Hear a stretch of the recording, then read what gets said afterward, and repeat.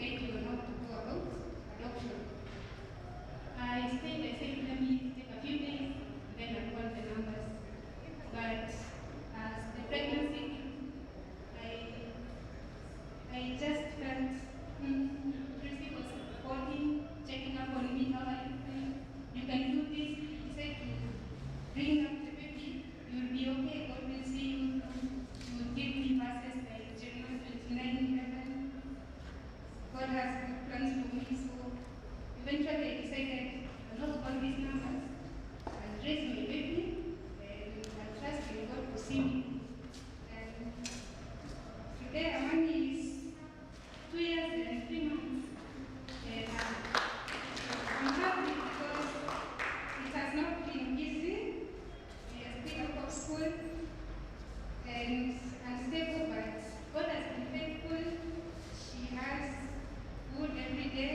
We have a place to stay. And she's growing, and I'm happy that I kept my baby and did not give her up for adoption, and God has been faithful. Thank you.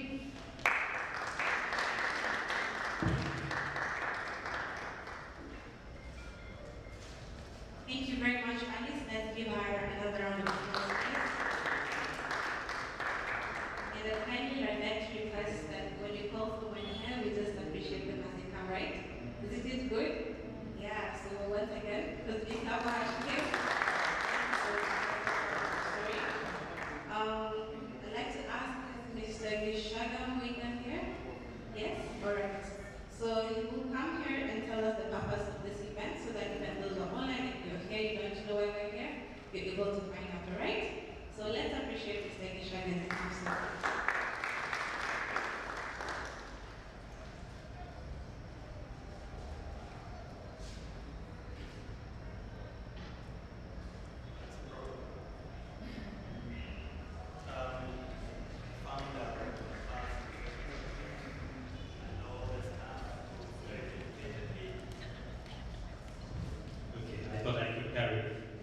And all those members of staff, past and present, who have for very many years supported this cause, and 11 years now, along with all our friends, including everybody that's present here today. Good evening. Today is a very special day for us at PALS and Treasures Trust, because today we want to commemorate the lives that were robbed of so many children. I don't know how many would know the statistics that about 500,000 children are killed every year in all sorts of back street and front street situations of abortion. People think abortion doesn't happen when you interact with people out there because nobody really talks about it. It's one of those things that are really hush-hush. But it does happen, and 500,000 people is about a tenth of the population of Nairobi, if you want to think about it that way. And so for the 10 years that we have been in existence, how many people would that be? 11 years. About 5 million people? So that is the population of the city of Nairobi. That is the extent to which this problem reaches. Yet you never hear about it. The media doesn't talk about it. Many organizations don't talk about this. I've tried to have conversations around it. But you find people really prefer lighter conversations. Even those that purport to want to support good work, NGO kind of work, or even corporate organizations that say they have a CSR program. This is not one of those areas that they would wish to apply themselves to because of the quote-unquote controversy that surrounds it. So there have been camps, one that calls itself pro-life, another one that calls itself pro-choice. They don't like to call themselves pro-abortion. I don't know why they don't like to use the term pro-abortion. They call themselves pro-choice. Anyhow, That is the extent of the problem that faces us in our country. And today's purpose, one, is to remember that all those people, all those children, all those babies that were aborted by ladies, mainly young, but young and old, those are lives. I had a conversation some time back that I wish I would forget, but I can't forget. Over some of the leaders in the country talking about children and at what point they become quote-unquote human. And somebody made a remark that I still remember, that kitu kama hiyo hata haina macho. Do you remember that remark? That basically tells you the direction that these kind of conversations take. And it is unfortunate when it comes from people who we regard as our leaders. So our wish also is to remind everybody at those levels and across the nation that those haina macho are what we were once upon a time. For me, it is a little over 50 years. For some of you, a little lower. I don't think there's anybody more than 50. So anyhow, 50 years later, here we are. So if somebody had taken that reasoning that you're okay to haina macho, then we wouldn't be here. So we have a role to defend the lives of those babies, because they are human from the moment they are conceived. They are as human as you and I. We cannot talk about children's rights, we can't talk about human rights, if we don't regard the rights of those who are not born yet. And then the second desire that we have, or the second purpose, is to just send this message out to all parties, because we are all born of the same process, to remind them that there is nowhere to hide, that this is an issue that needs to be addressed. It is a step-by-step journey. It is a step-by-step journey against which there are great odds, because the people who call themselves pro-choice, they are very well funded. They have huge budgets. They have medical establishments. They have hospitals where they do these things. The people who are called pro-life, often they don't have that kind of funding. They don't have many friends. But it is okay to be in the minority when you have God on your side. When you have God on your side, are you really a minority? You are a majority. So that is our confidence today as we meet with you. I don't want to preach to the converted, but I appreciate that we have a room full of people who want to preserve life. So let's keep up that spirit of preserving life. Let's keep talking to the young people especially, because they are at a point in their lives when every pregnancy looks like a burden, when it isn't planned. Let's encourage them and tell them there are so many others. If there were marks on our faces that would identify those that were called accidents, do you know how many accidents you would meet in a day? Do you know how many? It would shock you. So may God bless you. Feel at home. Let's keep talking. Let's this message go out to everybody that needs to hear it, because it needs to go out.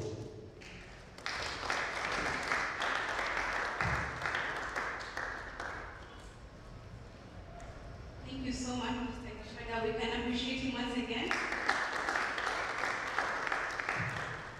As you've seen, he is also wearing one of the merchandise. The hoodie he's wearing is just made for 3,000, so just remember you can get it right outside, all right? You can sign back this here at the back. Thank you very much. So you can get that for 3,000, okay? So the next person I'll call is a testimony once again, and this is from Martha.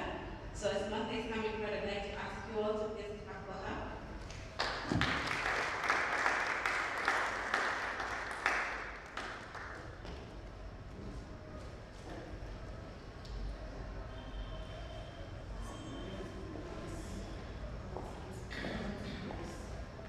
By God's mercies that I live, and it's by His grace that I am.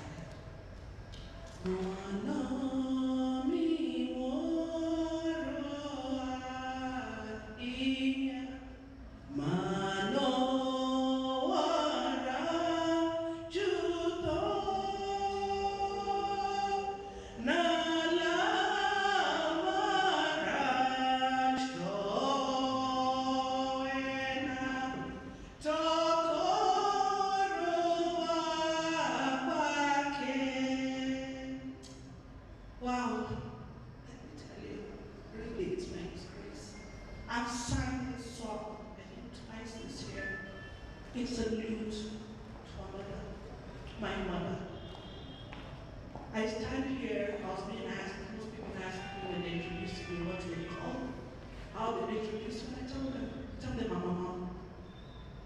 Tell them I'm a mom. I'm standing in salute for all mothers, all, even those with aborted babies, because you're still a mother even if you're not a child. I always tell the girls that, you abort, you'll just be a mother for your child. I salute these mothers because my mother was there and fought. That was one of those children that right now would say parenting was a problem with this one. But let me tell you, it was not my mother's problem. I started making bad choices because of things that happened in my life. Choice was something given by God. It's just Satan who takes things from God and gives it to me. I'm here, I'm a mother of 9, 2 are alive. The other 7 are with my Lord, what they shall meet. But from the healing I got from girls and treasures, actually I was 50 when finally God got me down. I had to, because I was actually a functioning depressive. People talk about depressive people, they feel very bright people outside there. But when they go quiet somewhere, we cry. If our peers would talk, we cry. I didn't know what was happening to me. And the interesting thing, I was working in a crisis pregnancy rehab as the coordinator. And I went there knowing what they do, what's happening, but I went there to just, it was not well with me, and somebody told me, but they love doing crafts, why don't you teach crafts there? And that's what I was minding my own business. And I was interacting with the girls, I was hearing what was something that I can't stop. And I think that's where God had elected Kanyanga. He hijacked me and I sat there.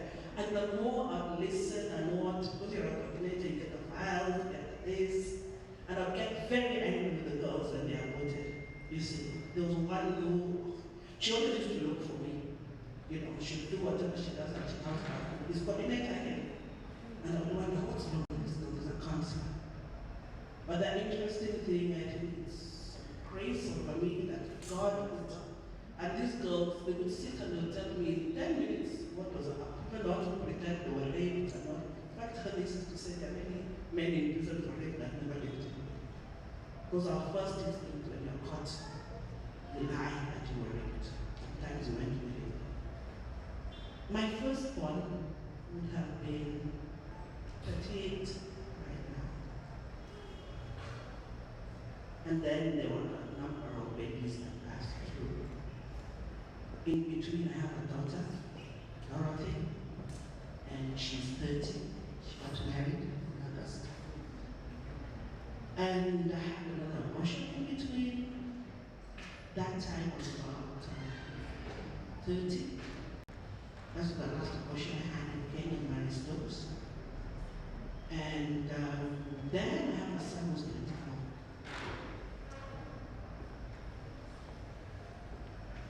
I was not functioning honestly, and I was working with Youth for Christ. Crisis pregnancies are ministry of Youth for Christ. And I was actually forced to put them exactly on Youth for Cancer. One time I saw a picture of some girls on the TV. And there was one girl I think she just kept on saying, and then I have another one, and then I have another one. Do you know, I was looking at her and I was thinking, okay. Then the pattern she had, the anger with men. I was not promiscuous, actually. All the men I went for because I was very faithful to them. And actually I voted because I thought they would love me more. But every time I voted, I was always alone. They were never with me. And they would come back. I'd come back home by myself. I've talked only about abortion for the past 2 years, because few years, just 2 years, because I've been able to keep quiet. But sometimes shame comes back. But I remember through Pearls and Treasure, we were told that times will come back, the guilt and the shame will come back. But we have the tools to go over them. And I was overwhelmed. I got, in God's restoration, I got engaged. Actually, I got married about 2 months. I 27. So So you guys out there, there's hope, eh? How many money? Don't worry, they love us. That number, the guy was shocked. And he was asked when he came, do you know that girl? Do you know her story? And he says, I know it from her. I used to send him my links, he's never looked at them. I said, I know it from her. God's restoration took me to a place where I have a lovely mother-in-law and a lovely sister-in-law who took the place of my mom who passed away.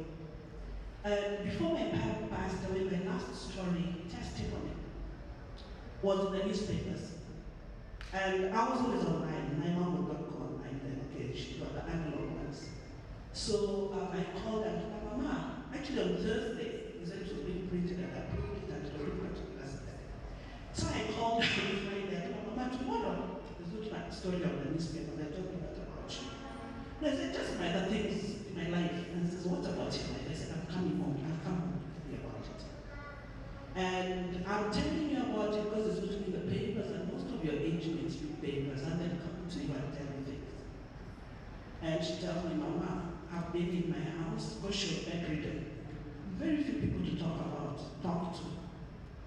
And she told me I have words that I've been keeping inside of me. Should anybody come and point at you, I'll give them all those words, backlog of words.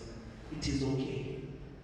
And I told her, Mama will come. My sister called her and told her, look what Mother has done.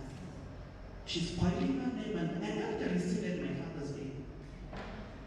And my mom says, what is it? And then my sister read her the story. She calls me back and says, your sister has called me. And she says, just leave her alone. So long as you're getting healing, you're okay, it is fine.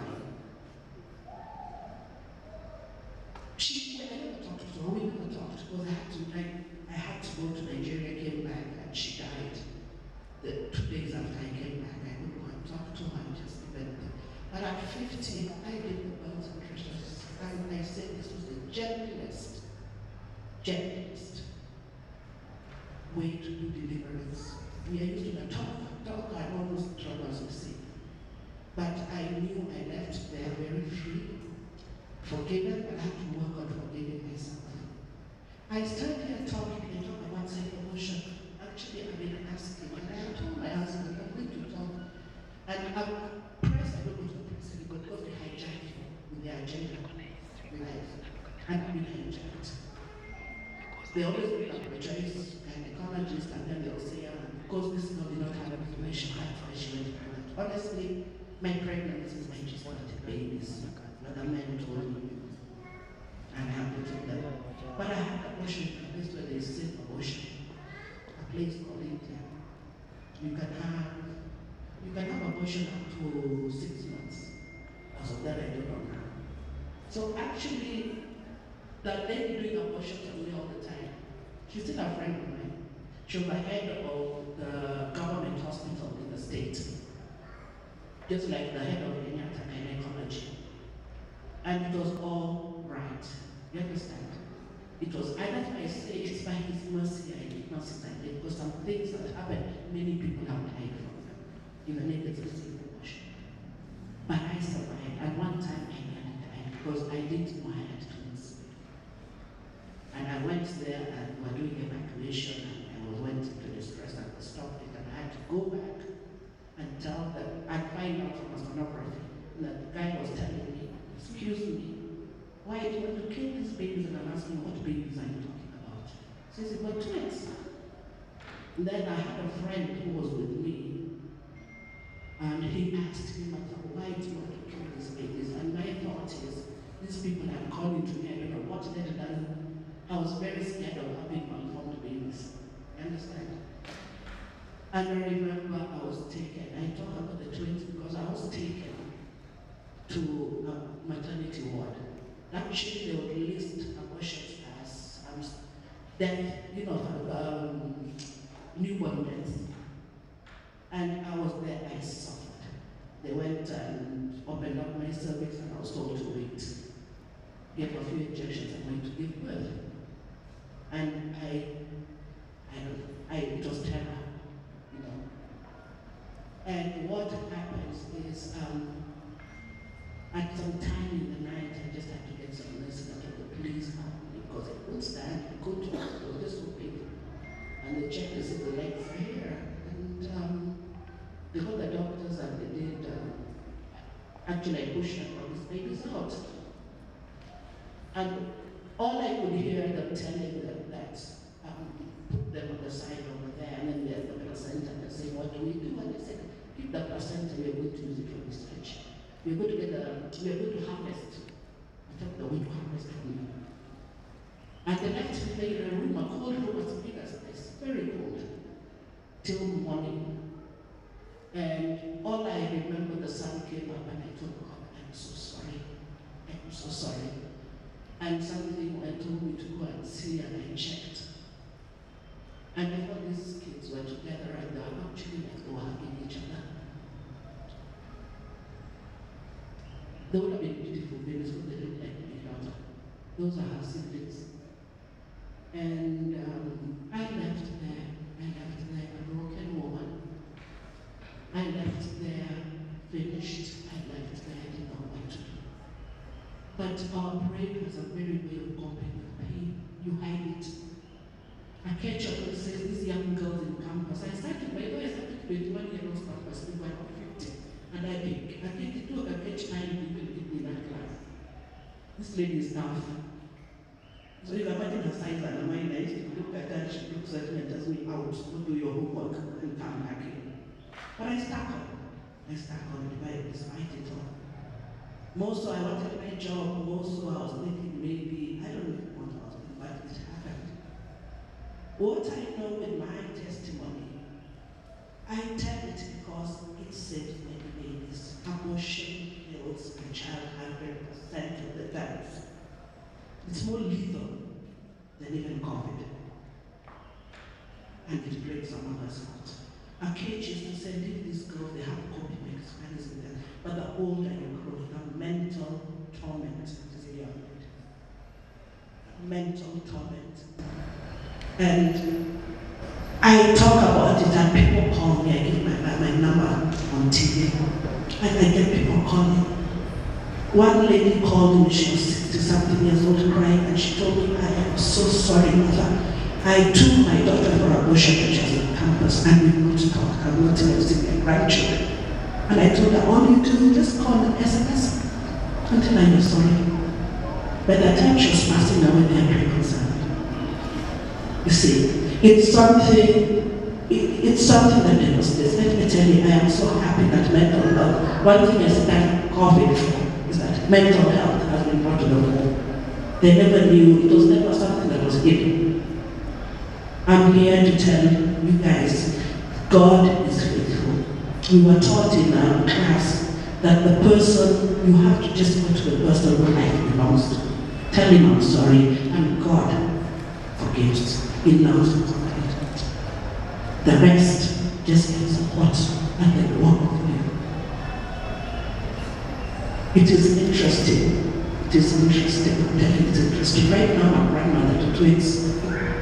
I got married and I inherited 3 children, all from 40 to 32, and 3 grandbabies. These 2 grandbabies, actually the mother was my client in crisis pregnancy. You see how God reaches out so far. And she tried to abort, she tried to, sell these babies, and her relatives was fed up of her. We want to give them up for adoption, this girl will go and what they do, you're going to get the time you choose without you knowing. That was what the instructions were going to give to a 38-year-old girl.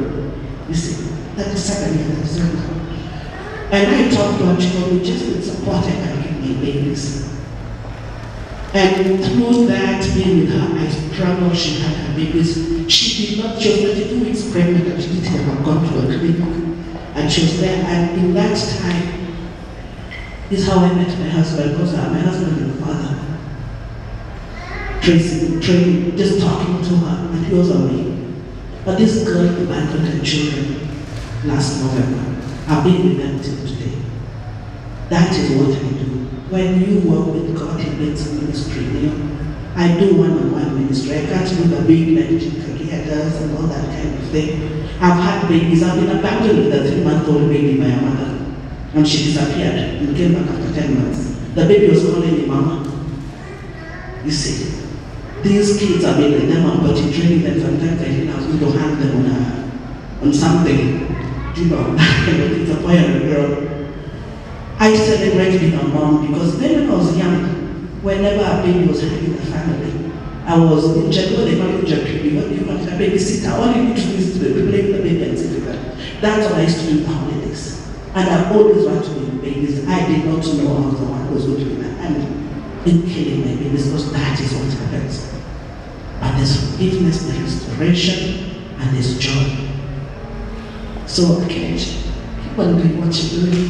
When you get stubborn ones like some of us, don't give up on them. Just keep on following them. Where is she? Noel gets very frustrated when people come and she ends up with just one student. She leaves her Saturday to come and sit. Just one student or a class of 10. You see. And she says just this one. There's one, the last one she called me to talk, and that girl said, by any chance, are you the one who one time was talking on radio? And he says, I was listening to you on the family radio, and you were saying, and another one, and another one. And she was saying, what evil man or woman is this?